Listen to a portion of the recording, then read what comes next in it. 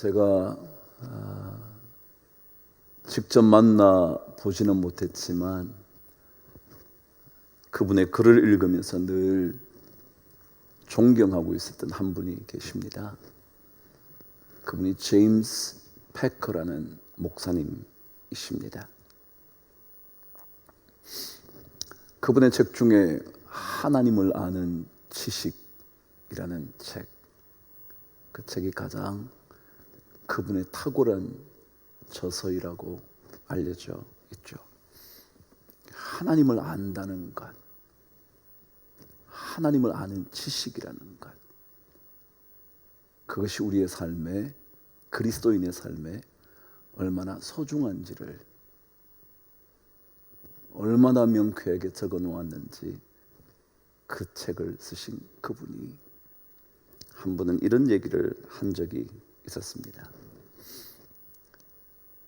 우리의 인생을 스스로 계획하고 주관할 수 있다고 생각하고 있다면 그것은 참으로 어리석은 생각이다. 만약 그렇게 하려고 시도한다면 오히려 해를 당하게 될 것이다. 우리는 하나님의 주권을 인정하고 그분께 지혜를 구하는 인생을 살아야 한다. 그렇게 말했습니다. 우리는 스스로의 삶을 주관할 수 없습니다. 여러분과 저의 삶을 계획한 대로 이끌어 갈 수도 없습니다. 하나님 그분만이 하실 수 있습니다. 제가 존경하는 제임스 패커 목사님의 말씀처럼 그렇게 생각한다면 오히려 해를 당하게 될 것이라는 말이 조금도 어김이 없습니다. 그래서 우리는 어떤 일을 만나도 그분의 다스리심을 인정하고 그분에게 지혜를 구해야 합니다. 주님의 음성이 두아디라 교회에 들려지기 시작했습니다. 얼마나 멋진 말씀으로 시작되었는지 그들의 처음 믿음의 행위보다 나중 믿음의 행위가 훨씬 더 멋진 것이었다고 주님께서 평가를 하셨습니다. 처음처럼만 해도 괜찮지 않겠습니까? 처음 마음만큼만 해도 좋은 인생 아니겠습니까? 그런데 주님이 처음보다 칭찬받을 일이 나중에 그들의 믿음의 삶이었다고 말씀하셨으니 얼마나 놀라운 모습이십니까? 근데 저는 오늘 그 이야기를 들려주신 주님에게 조금은 더 초점을 맞춰볼 필요가 있지 않을까 싶더라고요. 두아디라 교회에 관한 말씀이 아니라, 두아디라 교회 성도들에 관한 말씀이 아니라 주님에 대하여 말이죠. 우리 교회에 있어왔던 수많은 이야기들, 수많은 사건들, 수많은 아픔들, 그것을 견뎌내온 수많은 영광스러운 순간들, 그것보다 그 모든 일들과 사건의 가장 핵심인 주님, 예수 그리스도, 우리의 능력이신 하나님, 그분에게 우리가 초점을 맞추어 보아야 하지 않을까요? 왜냐하면 결국 신앙은 우리의 삶과 신앙의 주인이신 주님이 어떤 분인지를 더 정확하게 알아가야 하는 것이기 때문일 겁니다. 우리의 삶의 형편을 바꾸고 싶어 하는 그 간절한 소망만이 아니라 정말 주님이 어떤 분인지, 하나님을 아는 지식을 깊이 쌓아가는 그것이 우리에게 필요하기 때문일 겁니다. 그런 얘기 자주 하지 않나요? 아는 만큼 보게 된다고요. 아는 만큼 깨닫게 될 거라고요. 아는 만큼 누리게 될 거라고요. 더 깊이 알면 알수록 더 깊은 맛을 경험하게 될 거라고요. 아는 만큼 즐길 수 있을 것이고요, 아는 만큼 기쁨을 누릴 수 있을 겁니다. 오늘 성경, 우리의 주님이신 그분이 어떤 분인지 18절에 이렇게 기록을 합니다. 두아디라 교회의 사자에게 편지하라. 그 눈이 불꽃 같고 그 발이 빛난 주석과 같은 하나님의 아들이 이르시되. 그분을 설명하면서 가장 첫 번째 이렇게 기록합니다. 그 눈이 불꽃 같고. 그랬습니다. 그분, 그 예수 그리스도의 눈이 불꽃 같은 분이다, 그렇게 기록을 합니다. 먼저 한번 묵상해 보시죠. 그분의 눈 얘기를 시작하는 겁니다. 다른 얘기도 많을 텐데 왜 그분의 눈의 이야기를 시작하는 걸까요? 여러분, 눈은 보는 겁니다. 본다는 것은 보기 때문에 알게 된다는 것입니다. 저의 아픔의 시간을 보셨다는 말은 그분이 제 아픔을 아신다는 겁니다. 수도 없이 강조한 것처럼 여러분의 모든 삶의 시간 속속들이 보신다는 것은 그분께서 다 알고 계신다는 것입니다. 왜 내가 오해를 받고 있는지, 왜 고통의 시간을 지나가고 있는지 그분이 보시고 계신다는 의미는 알고 계신다는 것입니다. 그것이 그분의 눈이라는 겁니다. 내 아픔과 내 눈물과 내 슬픔과 내 억울함과 내 고통과 그 모든 삶의 시간들을 낱낱이 보시고 알아주신다라는 겁니다. 그리고는 내 등을 두드려 주시는 겁니다. 여러분의 등을 두드려 주시면서 힘을 내라고, 힘을 내라고 말씀하시는 것입니다. 위로하시는 겁니다. 그분은 그 모든 삶의 시간들에 우리의 발걸음이 어떠한지를 그분은 다 보고 계시는 겁니다. 이스라엘의 고통을 보시고 고통의 부러지짐을 들으시고 그 이스라엘 백성들을 어떻게 해야 하는지를 알고 계시는 분이 주님이시라는 거죠. 그래서 그분의 눈의 이야기를 하는 겁니다. 그런데 오늘 성경은 그 눈은 우리의 아픔만 혹은 우리의 연약함만, 우리의 고통만 보시면서 위로하시는 것만이 아니라 우리의 속에 감추어진 더러움과 추함과 욕망과 교만과 수많은 우리의 죄악들을 보시고 계신다는 것입니다. 그래서 그것을 가리켜 불꽃 같다 그런 겁니다. 절대 피할 수 없는, 절대 그분 앞에 숨길 수 없는 그런 연약한 존재이라는 사실, 그것을 뚫어지도록 쳐다보고 계신다는 사실, 그래서 우리는 다시 주님 앞에 나가지 않으면 안 된다는 사실, 그것이 바로 그의 눈이 불꽃 같다고 말씀하시는 겁니다. 20절은 그러죠. 칭찬을 들은 두아디라 교회가 이세벨을 용납한 것, 그것 때문에 그들이 우상을 섬기게 되었다는, 하나님 아닌 다른 것들을 선택했다는 그것들을 주님은 너무도 정확하게 드러내고 계신다는 겁니다. 불꽃 같아서 그분 앞에 숨길 수가 없어서. 어느 누구도 그분의 그 눈을 피해갈 수 없어서, 그래서 우리는 자랑스러워 하기도 하지만 순식간에 우리는 다시 그분 앞에 부끄러워 수치스러워 그분의 도우심, 그분의 씻어주심의 은혜가 없이는 우리는 살아갈 수 없다고 고백해야 된다는 거죠. 우리 인간이 얼마나 더럽습니까? 아무리 깨끗한 척해도 그 속에 감추어진 더러움이 얼마나 큽니까?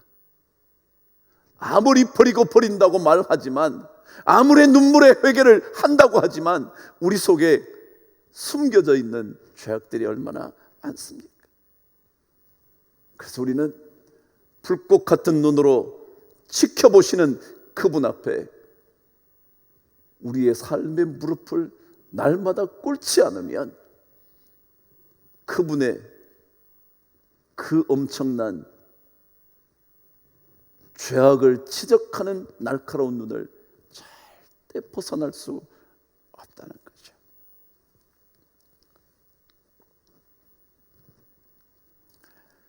하버드 대학교에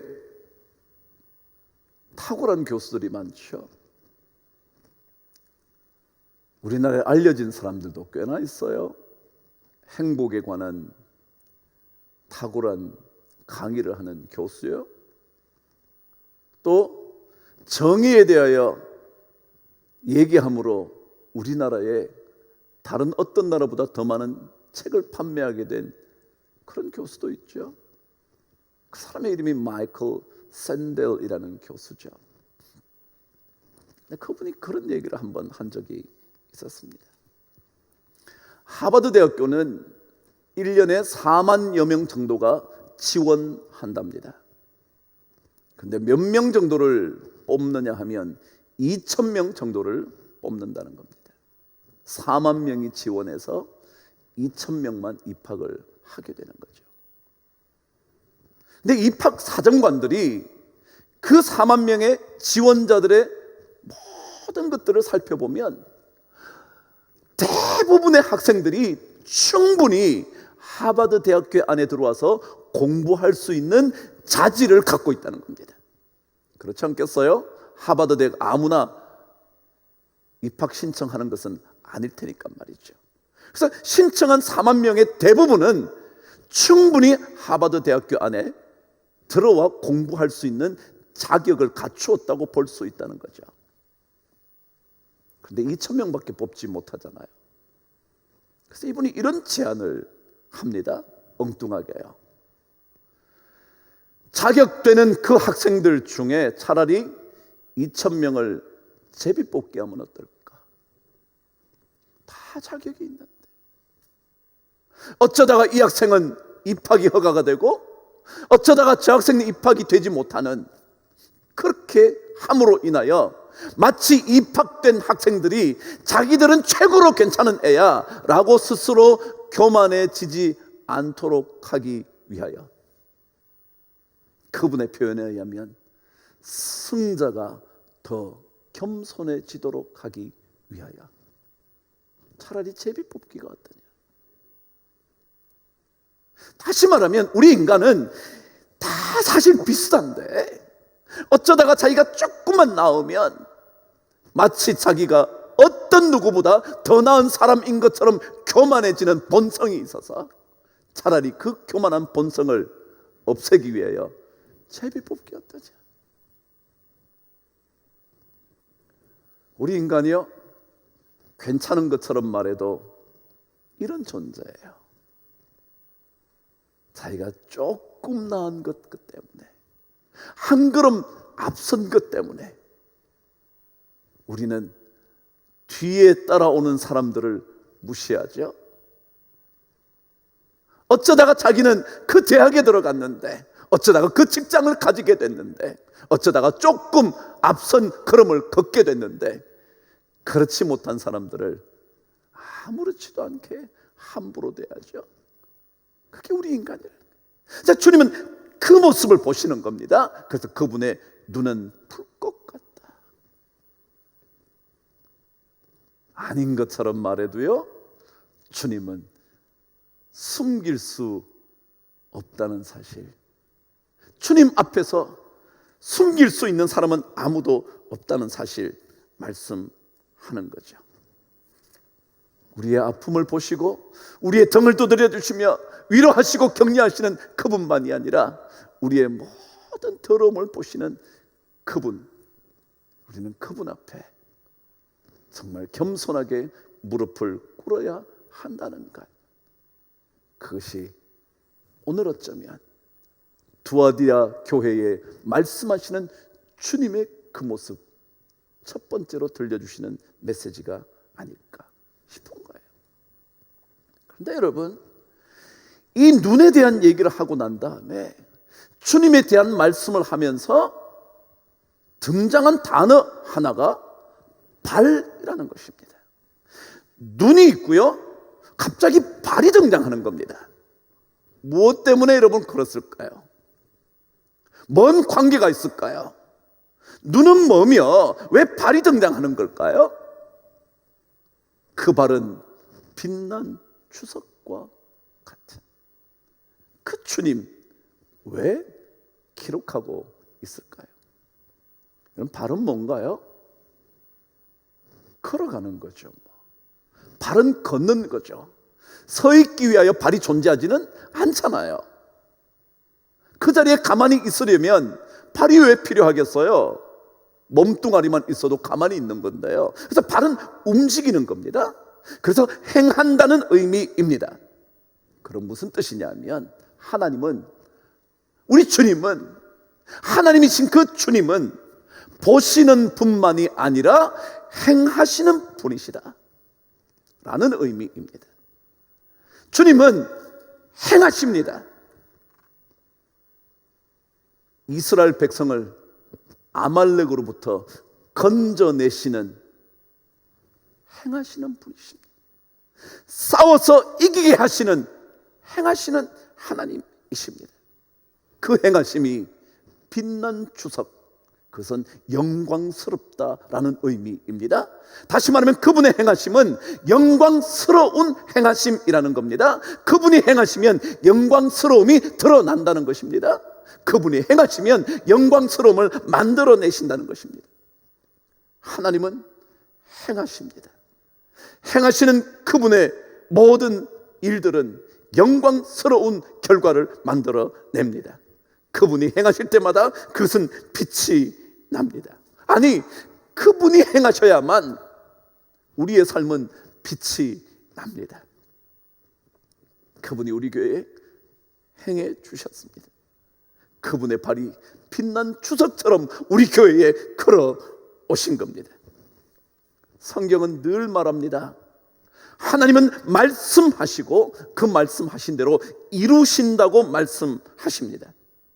이사야서를 통하여 보면 내가 생각한 것이 반드시 되며 내가 경영한 것을 반드시 이루어낼 거라고. 이사야 38장 15절은 이렇게 기록합니다. 주께서 내게 말씀하시고 또 친히 이루셨사오니 내가 무슨 말씀을 하오리까. 하나님은 말씀하실 뿐만 아니라 하나님은 정확하게 꿰뚫어 보실 뿐만 아니라 그 뜻대로 이루어내시는, 행하시는 하나님이십니다. 그러니 그분을 만나야 합니다. 그분 앞에 우리는 나아가야 합니다. 고통스러운 시간이 있어도 그분 앞에 나가야 합니다. 눈물의 계곡이 있어도 우리 안에 수많은 죄악이 있을수록 더 주님 앞으로 나아가야 합니다. 우리는 부족합니다. 우리는 더럽습니다. 우리는 하나님 앞에 설 수가 없습니다. 그분의 불꽃 같은 눈을 피할 자가 아무도 없습니다. 그래서 더더욱 그분 앞에 엎드려야 합니다. 엎드리면 그분께서 움직이시기 시작합니다. 그분이 움직이면 그 움직이심 한 걸음 한 걸음마다 영광의 빛이 비추어지기 시작합니다. 그 놀라운 빛이 우리 교회에, 우리 모든 성도님들에게 비추어지기를 축복합니다. 그 주님에 대하여 마지막 한 가지 다음 주일 묵상하도록 하죠. 마지막은 이렇습니다. 그의 발이 빛난 주석과 같은 하나님의 아들이 이르시되. 그분이 누구시라고요? 하나님의 아들이에요. 주님 그분이, 예수 그리스도 그분이 하나님의 아들이라는 것, 우리 다음 주일날 묵상하면서 말씀을 이어가도록 하죠. 기도하겠습니다. 하나님 아버지, 긴 시간 어떻게 할까 생각하며 고통스러워했던 시간들을 이제 기쁨으로 바꾸어 주시니 감사합니다. 눈이 불꽃 같은, 발이 빛난 주석 같은 그 주님 절대 놓치지 않고 여기까지 오게 하신 것을 참으로 감사합니다. 이제 주님께서 더 놀랍게 역사하시는, 행하시는 이 교회가 되게 하여 주셔서 주의 빛나는 영광이 우리 성도들의 삶이 되게 하여 주시옵소서. 주께서 인도하여 주신 것, 여기까지 도와주신 것, 에베네셀의 하나님이 되어주신 것, 승리의 깃발이 되어주신 여호와 니시의 하나님이 되어주신 것, 불기둥 그리고 구름기둥 되어주신 것, 우리를 온전케 하시고 굳건하게 하시고 견고하게 하시는 그 주님 감사드리며 예수 그리스도 이름으로 기도드리옵나이다. 아멘.